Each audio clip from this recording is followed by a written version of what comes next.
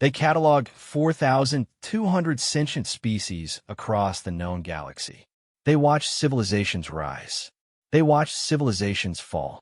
They built their databases from 100,000 years of careful observation. And in all that time, across all those worlds, they developed one rule that never failed them.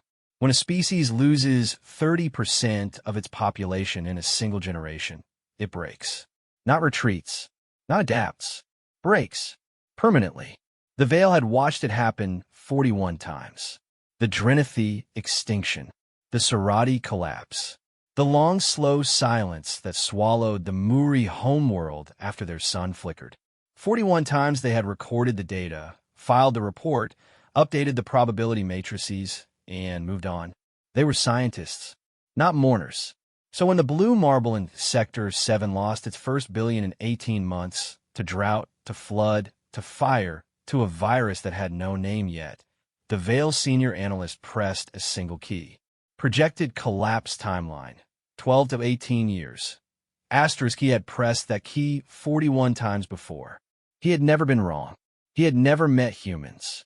The Veil had a word for it. Kethari. It meant, roughly, the mercy of ending. The moment when a civilization stops struggling against the inevitable and simply lets the current carry it under. They believed every species reached it eventually. Some fought longer than others, but the fighting always stopped. Senior analyst Sorith 7 had spent 90 years studying biological collapse. He had the patience of a geologist and the detachment of a surgeon. He did not hate the species he monitored. He did not love them. He watched them the way a man watches weather, noting patterns, recording outcomes, occasionally being surprised by a late frost or an unexpected clearing, but never truly shocked. The sky did what the sky did. Species did what species did. He pulled up the file on the humans for the third time that morning.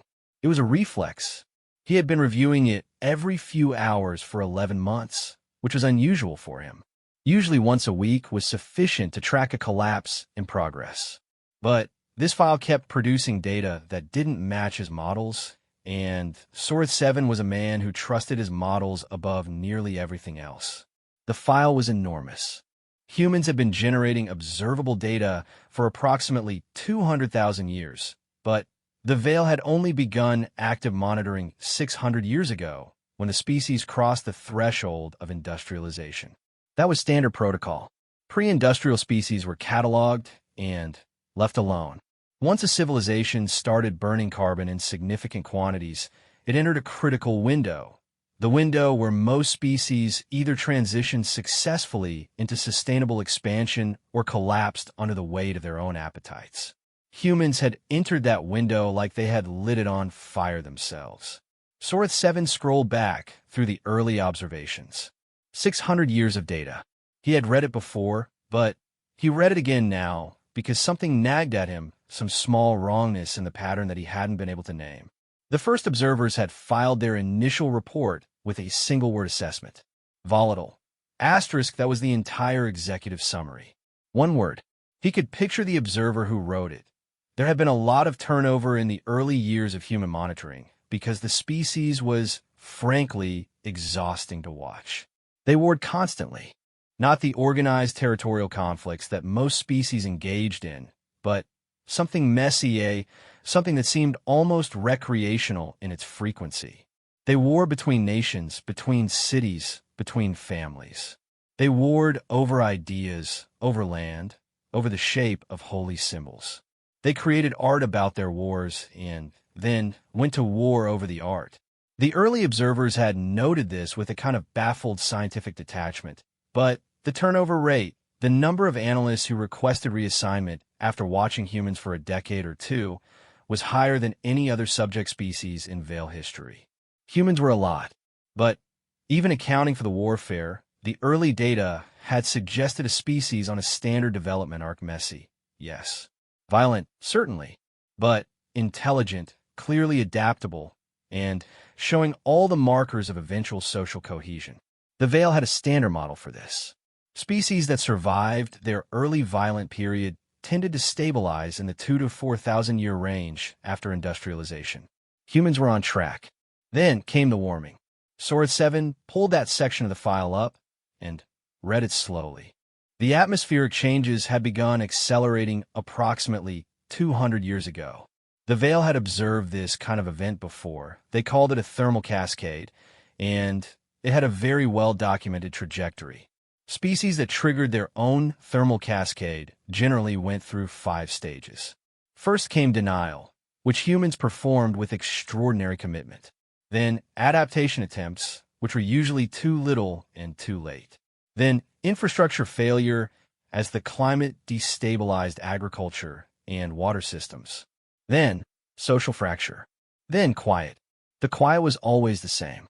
It didn't matter if the species had been warlike or peaceful, technologically advanced or primitive, governed by kings or councils or hive mind consensus. When the food ran out and the water ran short and the infrastructure cracked, the social bonds, the invisible architecture that held a civilization together, came apart. And once those bonds came apart, they did not go back together. Not in the Vale's experience. Not in 41 documented cases. Humans had reached stage 3 7 years ago. The fires came first. Across 3 continents simultaneously, forests that had stood for millennia went up in smoke so thick it showed on orbital observation. The humans had not caused all of them.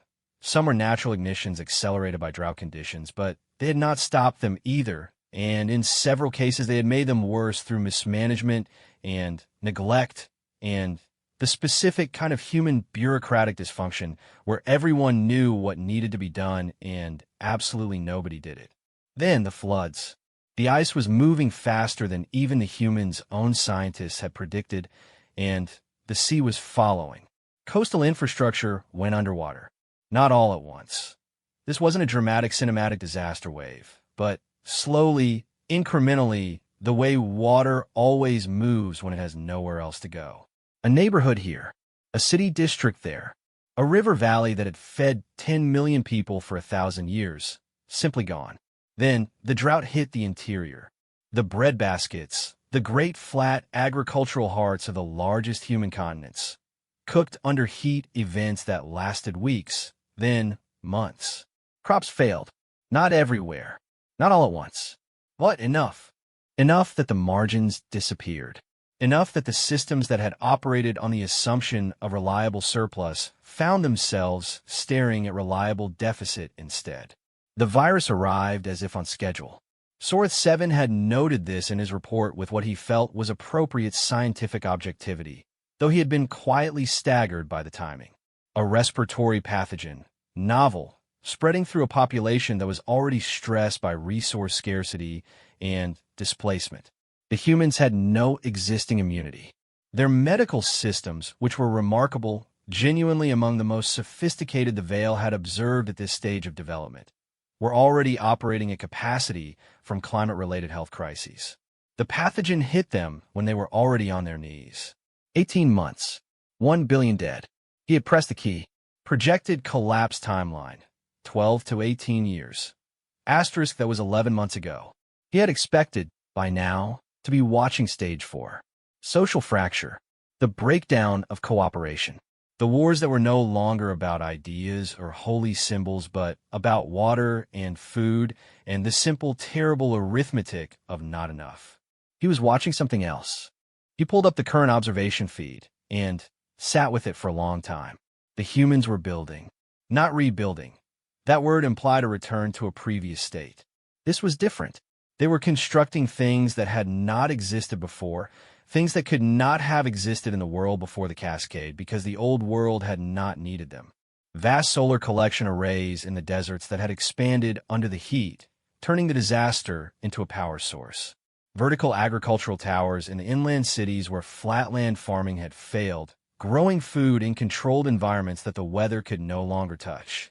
Seawall systems, engineered wetlands, deliberate coastal ecosystem reconstruction. None of it was elegant. All of it was expensive. Some of it was failing in real time. Sora 7 could see the failed projects just as clearly as the successful ones. The half-built structures abandoned when money ran out or governments changed, or the engineering proved harder than anticipated. The humans were not doing this cleanly or efficiently. They were doing it the way they did everything. Loud, messy, simultaneously hopeful and furious, generating arguments and art and political movements about the very projects they were building, fighting with each other about the right way to survive even while they were surviving. A researcher 3 desks down, a younger analyst named Verith II, who had been assigned to assist with a human file, wandered over with a cup of something warm and peered at the feed. "They're still going," she said. It wasn't a question. "They're still going," Sorith 7 confirmed. Verith II was quiet for a moment. She had been raised on the same training he had, the same models, the same 41 case studies. She knew what the numbers were supposed to say. "The loss rate is slowing," she said, pointing to one of the population graphs. "Yes." "The construction rate is accelerating." "Yes." "And the cooperation indexes are," she paused, frowned. "That can't be right." He had checked it 4 times. "It's right." The cooperation indexes, the Vail standard measurement of intergroup resource sharing, coordinated labor, and collective decision-making across previously hostile factions, were rising. Not uniformly, not without exceptions, not without the constant human background noise of conflict and dysfunction that had characterized every observation file going back 600 years. But the trend line was unmistakable. Groups that had been at each other's throats for generations were building seawalls together. Nations that had defined themselves by their opposition to each other were sharing agricultural technology. Communities that had been fracturing under scarcity were, in the places where the right conditions appeared, doing something the Vail models had not anticipated. They were deciding, together, what they wanted to survive into. Verith II picked up his projected collapse timeline printout from a desk. She looked at it. She sat back down. "Sorith 7, she said carefully. "How many species have you personally observed at stage 3 of thermal cascade?" 11, he said. "And how many of them?" "None," he said. "None of them did this." She was quiet again. Outside the observation window, which was not really a window, but a massive curved display showing the live orbital feed. The blue marble turned slowly, its cloud cover thick over the southern oceans, its northern regions scarred and patchy where the forests had burned and were growing back, slowly, unevenly, in the stubborn particular way that things grow back when something refuses to let them die. "Maybe we need a new model," Verith II said. Sorith 7 looked at the feed for a long time. "Maybe," he said, "we need to keep watching." He did not update the collapse timeline. Not yet. But for the first time in 90 years of practice, he moved the file from the standard monitoring queue into a different folder. A folder that did not have a formal name because nothing had ever been assigned to it before. He labeled it, simply, anomalous. He went home that evening and ate dinner and told his mate he had had an interesting day at work and did not elaborate further, which was normal for him. He was not a man who brought his work home. He was a scientist. He was detached. He was professional. He lay awake until the 3rd hour of the night, thinking about cooperation indexes and seawalls and the specific, irritating, data-breaking stubbornness of a species that apparently had not received the same memo as the previous 41. He got up, made tea, and went back to the feed. They were still building. Of course they were. The sun was not yet up on the eastern human continent. It was dark over the cities that had lost their coastlines, and the farms that had burned, and the hospitals that were still overwhelmed, and the rivers that were still running wrong. All of that was real. All of that damage was real and present and ongoing. Sorith 7 was not a romantic. He did not look at the feed and see triumph. He saw a species in extraordinary pain, making desperate choices, failing in 100 ways simultaneously while succeeding in 100 others.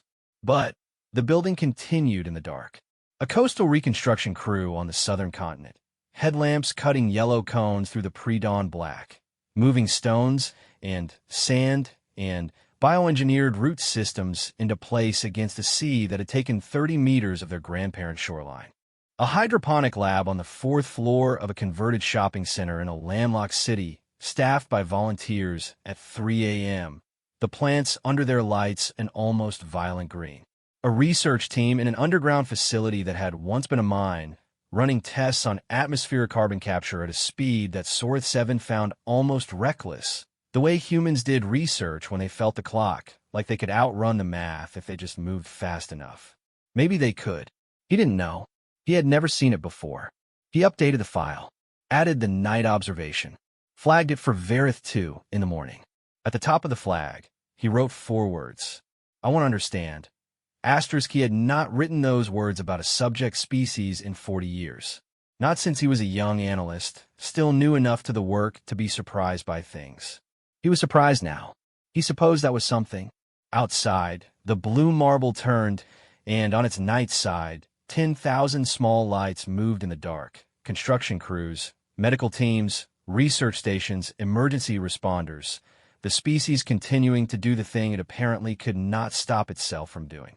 The thing the models said it shouldn't be able to do anymore. The veil had a word for species that reached the thermal cascade stage and did not break.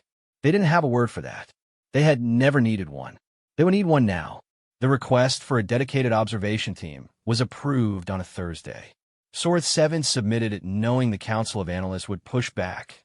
Resources were finite. There were 42 other active monitoring files, and humans were technically still classified as a pre-contact civilization, which meant the standard allocation was a single senior analyst and 1 junior assistant.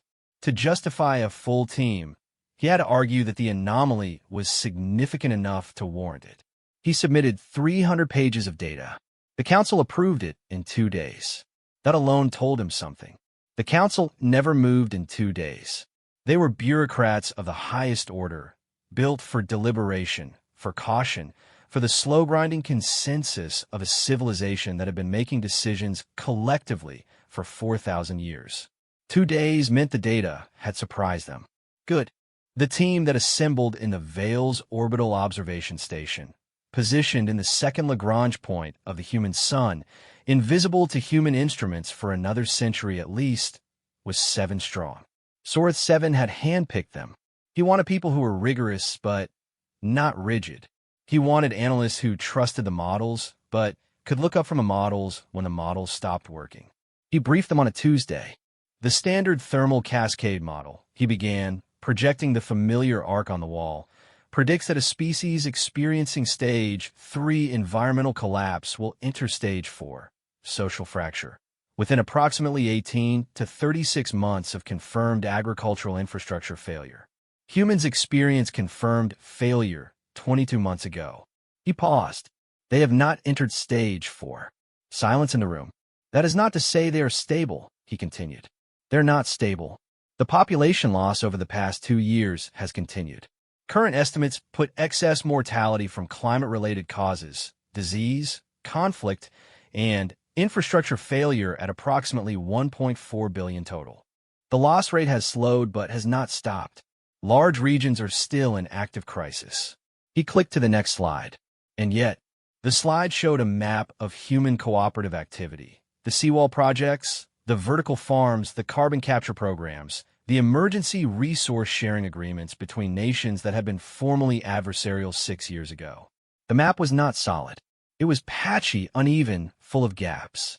But it covered more of the globe than it had 12 months ago. They are not collapsing, he said. They're adapting. At scale. Under conditions that no previously observed species has survived with social cohesion intact. The newest member of the team, an analyst named Pelrath 4 who had transferred for the Drenithy post-collapse documentation project, raised her hand. With respect, senior analyst, she said, the Drenithy also showed cooperation spikes during their late collapse period. Those spikes were temporary. The fracture followed. Yes, Sorth 7 said. I've considered that. There are 3 significant differences between the Drenithy cooperation spikes and what we're observing in humans. He laid them out. The first difference was duration. The Drenithy spikes had lasted weeks to months. The human cooperation indexes have been building for 2 years and were still rising. The second difference was scope. The Drenithy spikes were localized, single-region phenomena. The human cooperation was fragmented and Imperfect, but it was occurring across multiple continents simultaneously, including between populations that had no historical relationship with each other. The third difference was the one he found most interesting. The Drenithi cooperated to survive, he said. They pooled resources because the math of survival demanded it. Humans are doing something additional. They're cooperating to decide what they want to be on the other side of this. Pelrath frowned. What does that mean, practically? It means they are arguing, Sorith 7 said, and there was something in his voice that might, in a human, have been called reluctant admiration. Constantly, in every medium available to them, they are building seawalls and simultaneously running the largest public argument in the history of their civilization about the right way to build seawalls, who should pay for them, whose coastline matters more, whether the environmental compromises required are acceptable, what they owe to the communities that were already underwater before the seawall started. They are generating philosophy and legislation and protest movements and counter-protest movements about every single thing they're doing to survive. The room was quiet. They're not just surviving, he said. They're governing their own survival in real time. That is unprecedented. What followed was 8 months of intensive observation, and Sorith 7 would later describe it, in the understated language of his professional reports, as the most demanding analytical work of his career. What he did not put in the reports was that it was also the most alive he had felt in 40 years. The team split the globe into sectors. Each analyst took responsibility for a region, tracking not just the physical metrics, population, food production, infrastructure status, climate indicators, but the social ones. Cooperation indexes, conflict rates, political cohesion, cultural production. The last category was Verith2's idea, and it proved to be one of the most valuable. Humans made things when they were suffering. This was not, strictly speaking, unusual. Many species had creative traditions that included response to hardship. But the volume and velocity of human creative production during this period was staggering. Music, visual art, literature, what they called cinema, the output was not declining. It was accelerating. The crisis had not silenced them. It had amplified them. Grief made things. Fury made things. Hope made things. And so did despair, and so did the particular human emotional register that seemed to live in the space between the two, the one that produced their funniest and darkest and strangest work, the one that had no clean translation in the Veil language. Pelrath 4, who had spent years documenting the silence of the Drenithi end, watched the human feeds with an expression Sorith 7 could not fully read. They are very loud, she said one afternoon. Always, he said. The Drenithi went quiet early, she said. When things got bad, they stopped talking, stopped making things. I used to think that was dignified. I used to think silence in the face of loss was the correct response. She paused. I'm not sure anymore. The humans were not quiet. They were the opposite of quiet. They were having the argument of their lives out loud, in every language simultaneously, and the argument was not just about seawalls and food production and medical resource allocation. The argument was about who they were, about what kind of species they wanted to be after this, about whether the things that had brought them to this point, the inequality, the extraction, the particular human genius for choosing short-term comfort over long-term survival, were fixable, and if so, how, and if not, what that meant for the future. The argument had no resolution. Sorith 7 did not expect it to. Humans had been arguing about how to be human for 200,000 years and had not resolved it yet. But the argument meant they still believed there was a future to argue about. That was the data point that kept stopping him. He was watching a species that had lost over 1 billion of its members, that was still losing people every month to disasters and disease and conflict, that was living through the largest crisis of its recorded existence, and it still believed it was going somewhere. Not somewhere comfortable or safe or guaranteed, just somewhere, forward, into a world that was being built by the same hands that had made all the mistakes that led here. He wrote in his personal observation log, not the official report, the private one, a line he later transferred to the official file because he felt it was genuinely analytically significant. The persistence of human forward orientation under conditions of catastrophic loss may represent a novel psychological mechanism not previously observed in other species at this developmental stage. Vareth, too, reading over his shoulder, said, "You're trying to scientifically describe the fact that they refuse to give up." "Yes," he said. "There might be a simpler way to say that." "There might," he agreed. "But I'm a scientist." 6 months into the full observation program, the human scientists discovered something. It was a small discovery in the grand scale of things, a new atmospheric modeling technique that allowed more precise prediction of methane release patterns from thawing permafrost regions. The technique had been developed by a team of 8 researchers at a university in a northern continent, published in a journal that Sorith 7's translation algorithms had to work on for 3 hours before they could render it comprehensibly. It was genuinely brilliant work, the kind of work that under normal circumstances would have taken a decade to develop and another decade to be accepted and another decade to be implemented. The humans had done it in 18 months, under crisis conditions, while the university where the research team worked was running at reduced capacity due to 3 separate climate-related infrastructure emergencies.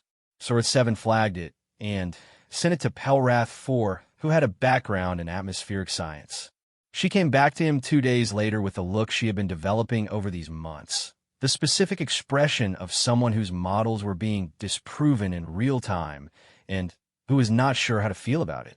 "It's good," she said. "It's very good.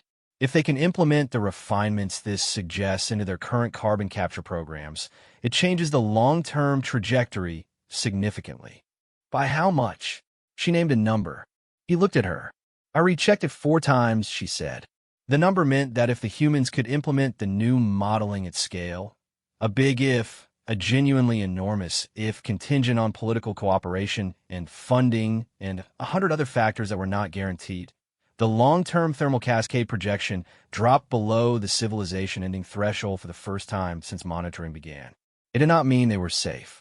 It did not mean the crisis was over.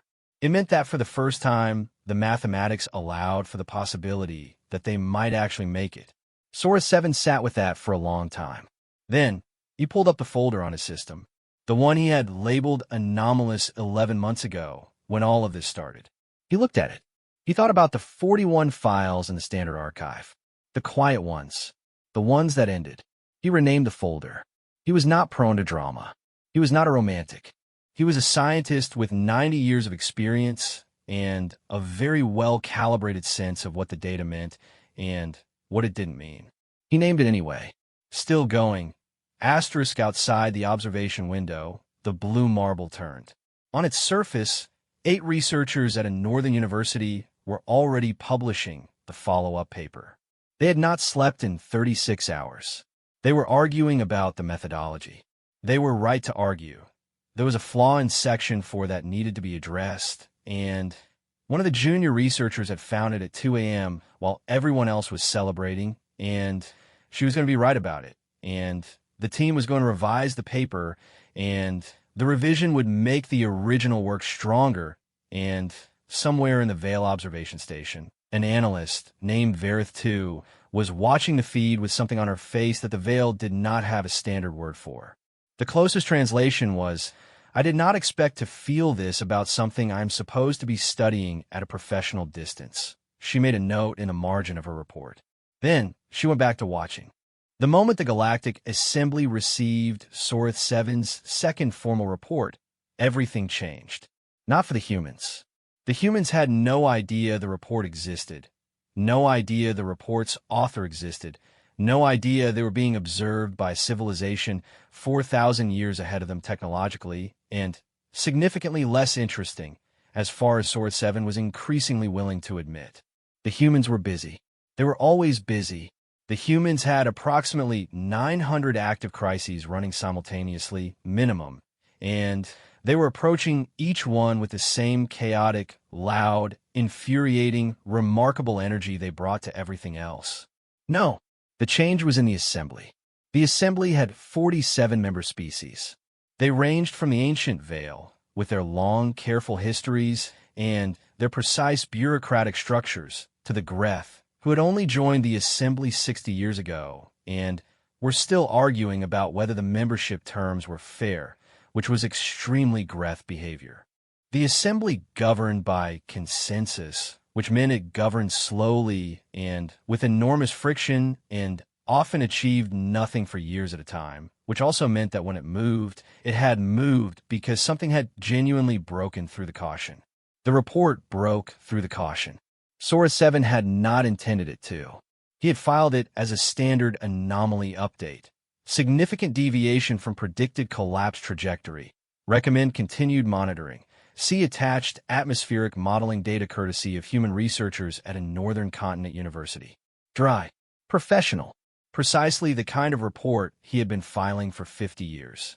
But someone at the assembly had read it. And then someone else had read it. And then the report had moved through the assembly the way things moved through that body when they touched something that none of the 47 member species had a ready framework for. Not slowly, not through committees, but through informal channels whispered across the halls of the great orbital station where the assembly met, passed hand to hand, and claw to appendage and sensory organ to sensory organ. A document that made very serious people sit with it for a very long time, and then bring it to other very serious people and say, have you seen this? 47 species. All of them had read the collapse models. All of them had the same basic training. All of them knew what a thermal cascade looked like at stage 3, what the cooperation indexes meant, what the population loss numbers implied. All of them had the same reaction to the atmospheric modeling data from the Northern University team. The reaction was not, technically, a scientific one. It was not supposed to be. But science, Source 7 reflected, is conducted by people, and people are not models. The reaction was, how? Not how in the technical sense. The methodology was clear enough. How of any other sense? How are they still doing this? How, under these conditions? How, having lost that many people, having lost that much coastline and farmland and the infrastructure of the world they had built, were they not only surviving but producing work of this quality, advancing their own understanding of the problem that was killing them, generating the tools needed to address that problem? How are they doing it while simultaneously governing themselves, arguing with each other, making art, raising children, burying their dead, and somehow not breaking? The assembly formed a special committee. This was their standard response to things they didn't understand. Form a committee, give it a formal name, schedule meetings. The committee was called the Human Trajectory Assessment Group, which Verith 2, when she heard the name, said sounded like something humans themselves would name a committee, which was accurate, and which Sword 7 noted in his private log as an interesting data point about cross-species organizational patterns. The committee requested a direct briefing. Sword 7 was asked to present. He prepared for 6 weeks. Not because the material was new to him. He had lived in it for almost 2 years now. But because he understood, better than the committee members who had only read the reports, how hard it was going to be to communicate what he had actually observed. The data was one thing. The data was numbers and trend lines and atmospheric models and cooperation indexes and mortality rates and food production statistics. The data could be understood. What could not be easily understood, what he had spent 2 years trying to articulate even to his own team, was the texture of the thing. The specific quality of what the humans were doing that made it different from models. The thing that wasn't in the numbers. He decided to show them, rather than tell them. He compiled a visual record. It took 3 weeks. Verith 2 helped. Pelrath 4 contributed the sections she had been quietly building on her own, which Sword 7 suspected she had known would be useful someday, and which he accepted without comment because she had known, and because the sections were excellent. The record was not a traditional analytical document. It was something between a scientific report and something else, a kind of curated observation log, structured to take the reader through the last 2 years of human existence in a way that the statistics alone did not capture. He opened with the fires. 3 continents. The orbital images were extraordinary in the terrible way that only natural disasters achieved. Vast and consuming, the smoke visible from space, spreading like something breathing. He showed the images without comment for a long moment. Let the committee see the scale. Then, he showed what came after the fires. Not immediately after. He skipped the immediate aftermath, the emergency response, the evacuation data, the mortality figures. The committee knew those numbers. He showed them 6 months after, 12 months after. He showed them the reforestation programs that humans had initiated in the burned areas. Not natural recovery, deliberate replanting, engineered for the changed climate conditions. Hybrid species developed specifically for higher temperatures and altered rainfall patterns. He showed them the data on how fast the replanting was happening, and he watched the committee members do the same math he had done when he first saw the numbers. Too fast. Not impossible, but too fast for a species in a survival crisis. To move that fast, to allocate those resources to replanting forests while still managing active human mortality from climate effects, required a kind of long-term thinking that the models said a species in this condition shouldn't be capable of. You did not plant trees you would not live to see mature unless you believed, fundamentally, that there would be people to see them mature. Unless you believed in a future that was not just your own. He showed them the tree planting data and let them sit with it. Then, he showed them the children, not as a sentimental choice, as a data point. Birth rates in crisis civilizations followed a predictable pattern. They fell as resource scarcity made childbearing a risk rather than an investment. They fell hard. The Drenathy birth rate had collapsed in stage 3. The Sarati had experienced a 60% birth rate decline before their social fracture. It was standard. When a species believed it was ending, it stopped investing in beginnings. Human birth rates had fallen. He was not claiming otherwise. The decline was real and significant and was one of the contributing factors to the long-term population projections that were still, even with the improved atmospheric modeling, not guaranteed to be positive. But they had not collapsed.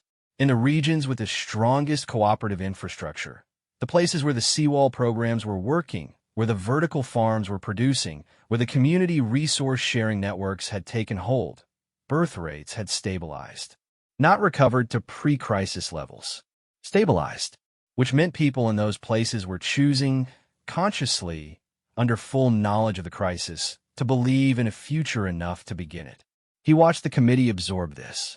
In the third row, one of the Greth delegates, young, recently appointed, less accustomed than the veterans to keeping their reaction off their face, was doing something that translated across the significant physiological distance between Greth and Vale as stunned. Good.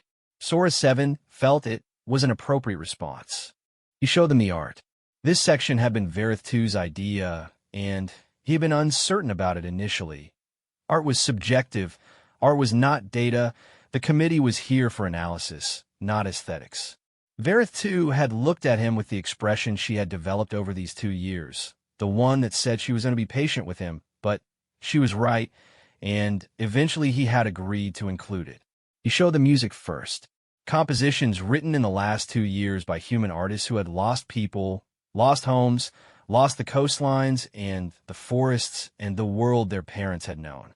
He played a selection. He did not explain it.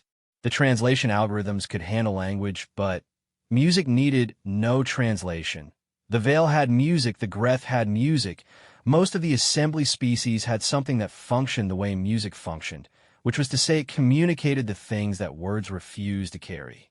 The room was very quiet during the music. He showed them visual art, paintings, digital work, murals on the walls of cities that were still standing. Not all of it was grief. Some of it was grief. Some of it was fury. Humans painted their anger in ways that were almost architectural, large, and structural, built to last. Some of it was hope in the specific human register. Not clean, not uncomplicated, not the hope of a species that didn't know what it was hoping against, but the kind of hope that knew exactly what it was up against and decided to exist anyway. He showed them a photograph that one of the junior analysts had flagged and that he had almost cut from a presentation because it was not strictly data. He had put it back in. He thought it was the most important thing in the presentation. It was a photograph taken by one of the coastal reconstruction crews on the southern continent late in their rainy season. The crew had been working for 16 hours. The image was not professionally composed. It was taken on a small, personal device, probably in a moment of impulse. It showed 4 workers standing at the edge of the new seawall they had been building, looking out at the ocean. Their backs were to the camera. You could not see their faces. The ocean in the photograph was violent, gray-green, and churned by the storm that was rolling in. The seawall, their seawall, still incomplete, still raw, jutted into the frame on the left. They were not doing anything dramatic. They were just standing there, looking at the water that had taken their coastline in the rain with the wall they had built behind them. Sword 7 showed the photograph for a long time without speaking. Then he said, "I want to be precise about what I am presenting to this committee. I am not presenting the hypothesis that humans will survive their crisis. I cannot make that claim. The probability distributions remain wide. The outcome is not guaranteed. There are realistic scenarios in which the thermal cascade resumes, and the social fracture follows, and the file in my archive moved from the anomalous category back to the standard one." The room was quiet. "What I am presenting," he continued, "is the observation that in 2 years of monitoring a species that our models projected would be entering terminal collapse, I have observed something that our models do not account for. I have observed a species that appears to have a specific, possibly unique, relationship with its own potential ending. They are aware of the threat. They have been aware of it for longer than the current crisis has existed. They have watched the projections and read their own scientists' reports and had the mathematics of their possible extinction presented to them repeatedly in every medium available by their own researchers and journalists and artists." He paused, "And they're angry about it." He said it simply, without emphasis. Not resigned, not broken, angry, in the specific human register of anger that does not precede surrender. The anger that precedes continued action. I have watched this for 2 years. I have compared it against every other species I have observed at this stage. I cannot find an analog. He looked at the committee. "I believe," he said, and it was the most careful he had been about any word in his career, "that we may be observing a species that has, either through evolution or cultural development, or some combination that we do not yet understand, developed a specific resistance to the psychological conditions that precede civilizational collapse. I believe we may be observing a species that is, in some meaningful sense, built to endure." The silence afterward was the longest he had experienced in any professional setting.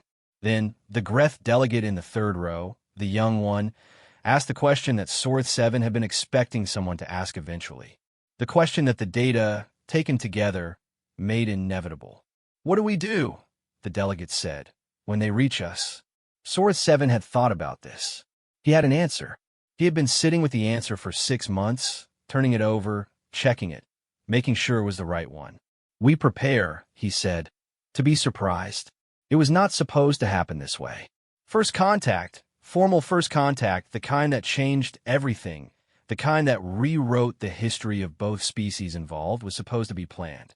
The assembly had protocols, centuries of them, developed carefully after the early errors of the expansion period, refined through long experience, built on the foundational principle that contact with a pre-spacefaring civilization required patience, preparation, and an approach so measured and deliberate that it essentially could not go wrong. The humans had not read the protocols. Sora 7 got the alert at 0400 station time. He was asleep. One of the few times in the past 3 years he had managed to sleep through the night, and the alert pulled him up into consciousness with a specific unpleasantness of sound designed to be impossible to ignore. He was at a station in 4 minutes. Varith 2 was already there, having somehow gotten the alert faster, and she had the look on her face that she had been developing, the stunned but not surprised look, the one that said, asterisk, of course. Of course, this is how it happens. Asterisk, the humans had launched a deep space communication array, not to contact other species. They didn't know there were other species, or at least they didn't know it in any way that could be called knowledge rather than hopeful speculation. They had built the array to communicate across their own solar system, which they were just beginning to develop. The first permanent off-world installations were 18 months old, a lunar base and 2 orbital platforms that were doing exactly what the early Vale orbital platforms had done. Mining, research, the first careful steps toward becoming a species that existed beyond one world. The array was elegant, genuinely elegant. Sora 7 had been watching the development of human deep space communication technology with the specific interest he gave to things that impressed him, which was not a common occurrence. The humans had made the same theoretical leaps that Vale engineers had made 600 years ago, but they had made them faster, and they had made them differently. The specific route through the problem was distinctly human, not the conservative incremental approach, but something faster and riskier and built on a kind of intuitive leap that Vale engineers would have considered unprofessional. It had worked. The array had worked better than even the human engineers intended. It was broadcasting on a frequency band that the human engineers thought was safe for interstellar use because their instruments told them no one was using it. The instruments were wrong. Someone was using it. The assembly maintained a relay station on that band. Had for 400 years. It was a legacy system, old, automated, not actively monitored. But it was there. The human signal hit the relay station at 0347 station time. The relay station, following its 400-year-old automated protocols, responded. It took the human engineers approximately 4 hours to realize what had happened. Sora 7 spent those 4 hours watching the human science community tear itself apart with excitement. He had seen humans excited before. He had seen them in crisis, in grief, in collective fury, in the complicated mixed state that characterized most of their emotional landscape. He had not seen this. The frantic, barely controlled, completely abandoned all professional composure excitement of a species receiving the first confirmation in its entire history that it was not alone in the universe. They had suspected. They had spent decades, centuries, if you counted the early speculations, arguing about the probability. They had built radio telescopes and sent their own signals out into the dark and listened and hoped and tried to be scientific about their hope, which mostly failed. The hoping had continued anyway, quiet and persistent, underneath the science, underneath the crisis, underneath everything. Now the silence had answered. Sora 7 watched a human engineer, a woman in her late 30s, one of the lead designers of the array, clearly someone who had given the last several years of her life to this project, watch the return signal appear on her instruments, verify it 3 times with 3 different methods, turn her colleague, and be unable to speak for 37 seconds. He was timing it. The 37 seconds felt significant. Then, she said something in her language that the translation algorithm rendered as *O. Oh, we were right. We were right the whole time.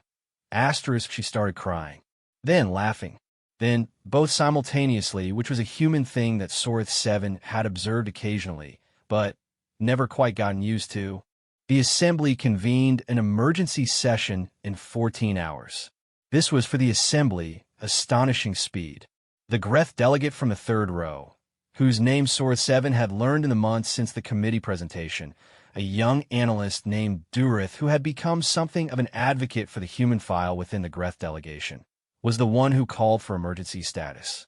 The session was chaotic by assembly standards, which meant it was conducted with only moderate friction and people were occasionally interrupting each other, which almost never happened. The Protocols Committee presented the standard first contact framework. The diplomatic team walked through the 17-step approach. Several delegates argued for waiting. The humans were still in the middle of their crisis. The timing was terrible. The humans were not ready. Sora 7 requested the floor. I would like, he said, when he had it, to share an observation. The room gave him its attention. He had that now, in the assembly, the specific attention that came from being the person who had predicted 18 months ago that the humans were doing something the models couldn't explain, and from having been right in ways that had only become more apparent over time. For the past 3 years, he said, I have watched this species navigate the largest crisis of their recorded existence. I have watched them lose over 1 billion of their members. I have watched their infrastructure fail and their coastlines retreat and their agricultural systems break down and their social fabric stretch in ways that, according to every model we had, should have ended them. He paused. They're still here. Their crisis is not over. I want to be clear about that. The crisis is ongoing. The long-term projections are improved, but not guaranteed. There's a great deal of work still ahead of them. But they're still here. And they are here because of something specific. They never stopped believing they were going somewhere. He looked around the room. Now they know where, he said simply. They just received confirmation that the universe is larger than they knew. But they are not alone in it. Whatever happens next, they now have the answer to the question they have been asking since they first looked up. He let that sit for a moment. I have spent 3 years being surprised by this species, he continued. I am consistently, repeatedly, professionally surprised by them. And I will tell you what I have learned from being surprised repeatedly. I have learned that our frameworks for predicting what a civilization in crisis will do are built on the assumption that other species respond to crisis the way we do, the way the Drenithi did, the way 41 collapsed civilizations did. He looked at the protocols committee. The humans do not respond that way. Our 17-step approach to first contact was designed for species we understand. We do not fully understand humans. What I can tell you is that the approach most likely to succeed with this species is honesty. This produced some murmuring. They value it, he said, unreasonably, stubbornly, in a way that cost them something, and they do it anyway. They have a word. They have many words for the gap between what a person says and what is true. The word they use most often for the people they trust most is honest. Tell them what we are. Tell them how long we have been watching. Tell them what we observed. A delegate from one of the older member species, old enough that they had been part of the assembly before Sorth 7 was born, raised a concern. They may not react well to learning they have been observed without consent. No, Sorth 7 agreed. They may not. Some of them will be angry. Many of them will be angry. That is acceptable. He paused. They're good at being angry and continuing to function. I have observed this extensively. The session lasted 6 hours. The vote was not unanimous. It never was in the assembly, and this one was closer than Sorth 7 had hoped, the cautious voices carrying real weight. But it passed. First contact protocol, modified. Honest disclosure. No 17-step approach. Something closer to an introduction. He was asked to lead the contact team. He declined, on the grounds that he was an observer, not a diplomat. He recommended Verith II, who had developed the best human fluency of anyone on his team. The committee accepted this recommendation. He watched the contact from the observation station. The human's reaction took approximately 72 hours to fully develop. The initial response was, predictably, enormous. The signal had been public, the human engineers had announced it immediately, and the information had spread at the specific velocity of human information in the current era, which was instant and total. Every person on the planet knew within hours. The reactions ranged from extraordinary to terrifying to funny to heartbreaking, often from the same individual. There was fear. Of course there was fear. There were humans who interpreted the contact as threat, who constructed frameworks in which a civilization capable of observing them covertly for centuries was necessarily dangerous, necessarily a predator. These voices were loud, and the concerns they raised were not entirely unreasonable. Sorth 7 noted them without dismissing them. They were rational responses to new information. There was wonder, a great deal of wonder. The specific human capacity for awe, which he had been documenting since early in his observation assignment, and which he considered one of the species' most remarkable features, turned itself fully toward this. People stood in public spaces and looked up. Children asked parents questions the parents couldn't answer. The human internet, their vast distributed communication network that Sorth 7 had come to think of as the species' visible nervous system, was alive with it, a river flooding its banks. There was grief. This one surprised him at first, and then didn't. Humans who had lost people during the crisis, who had buried parents and children and the landscapes of their childhoods, responded to the news of contact with grief. He thought about it and understood they were grieving the people who hadn't made it here, who had not lived to know. There was something in that some weight of it that sat on the observation feed and wouldn't leave. And there was anger, the specific kind he had learned to recognize, not destructive, not ending-directed. The anger of people who had been carrying something heavy for a long time and had just been given a reason to put it down and stand up straight. The formal response from the human governments, multiple governments, inevitably, because humans did not do anything with a single unified voice, came in 96 hours.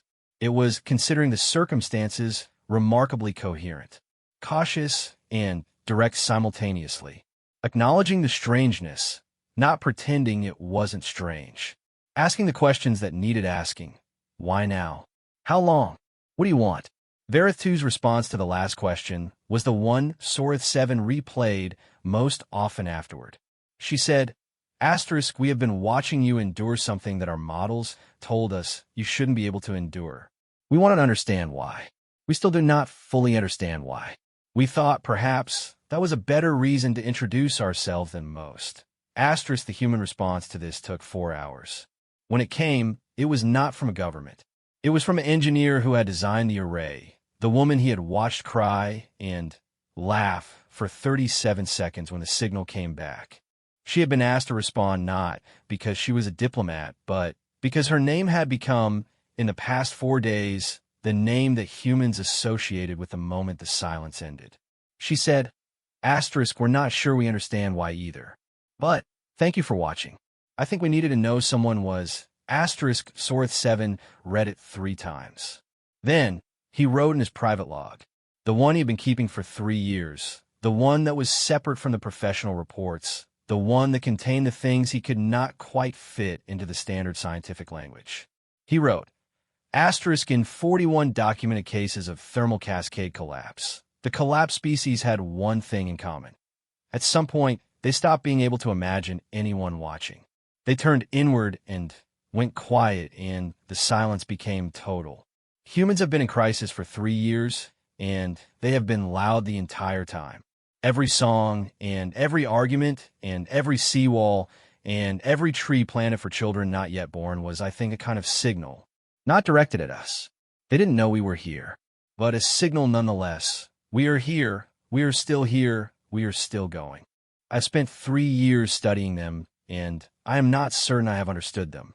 But I think I understand this. They are loud because they are alive, and they're alive because they refuse to be quiet, and they refuse to be quiet because they believe, with an irrationality that borders on the biological, that the world is worth the noise. Asterisk, he saved the log, closed it, sat for a moment in the quiet of the observation station. Then he pulled up the current feed. The humans were busy. Of course they were. The contact had added approximately 9,000 new problems to the 900 they were already managing, and they were approaching the 9,000 new ones the same way they approached everything. Loud, complicated, fighting with each other about the right way to proceed, generating art about it, making decisions that were probably not optimal, and a few that were brilliant, and one that was so elegant it had stopped 3 of his analysts in their tracks. The seawall construction had not stopped. The tree planting had not stopped. The carbon capture programs had not stopped. The arguments about all of it had not stopped. The universe had answered, and they had said thank you and then gone back to work. Of course they had. He watched the feed for a long time. Then he opened a new document, titled it, Toward a Revised Framework for Civilizational Resilience Modeling. Observations from the Human Case. He started writing. It would take years to complete. He knew that. The human story was not finished, and he did not want to write the framework before the story gave him everything it had to give. The crisis was not over. The projections were improved, not guaranteed. There was a long road still ahead of them, and the road was not easy, and the road had no promise at its end. But they were on it. He wrote, and outside the observation window, the blue marble turned in its light, smaller than it looked from down there, smaller than the humans believed it to be when they were standing on it, but carrying everything the species had ever made and lost and built and burned and planted and mourned and loved and begun again on its small, warm surface. Still going. Sorith 7 wrote until the station lights shifted from night cycle to day cycle, and then he got up, made tea, and went back to the feed. It was a lot to watch. There always was with them. There always would be.